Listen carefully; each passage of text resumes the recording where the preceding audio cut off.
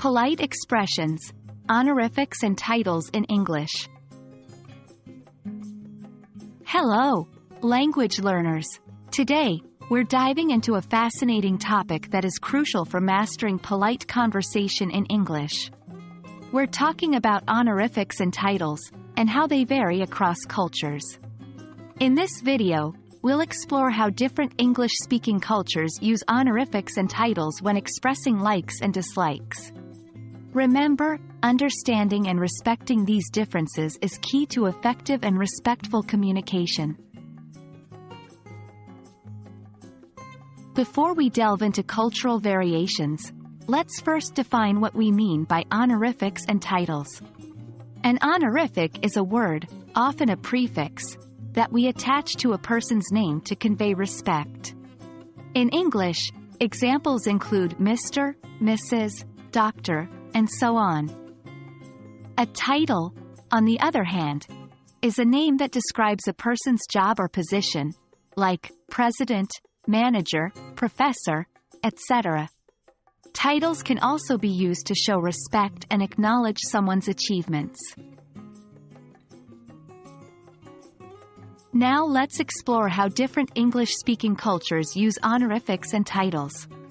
In American English, the use of honorifics and titles tends to be less formal compared to some other cultures. It's common to refer to someone by their first name, even in a professional setting, unless it's a formal occasion or the person is of high rank or much older. In contrast, British English is often more formal. It's more common to use honorifics like Mr., Mrs., or Ms., followed by the surname, especially in professional or formal situations. In Australian English, the use of honorifics and titles is similar to American English. Australians often use first names in both personal and professional settings. Indian English, however, often uses honorifics and titles even more than British English, reflecting the country's hierarchical culture. Using someone's first name without a title could be seen as disrespectful. When expressing likes and dislikes, it's important to be aware of these cultural variations. For instance, in American or Australian contexts, it might be perfectly acceptable to say, "I love your idea, Alex," in a meeting.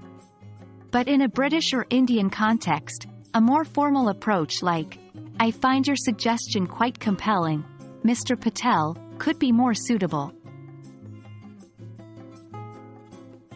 And there you have it. We've taken a closer look at the role of honorifics and titles in expressing likes and dislikes across different cultures. Remember, the key to mastering a language is not only learning its rules but also understanding its cultural nuances. Keep practicing, stay curious, and I hope to see you in our next video. Happy language learning!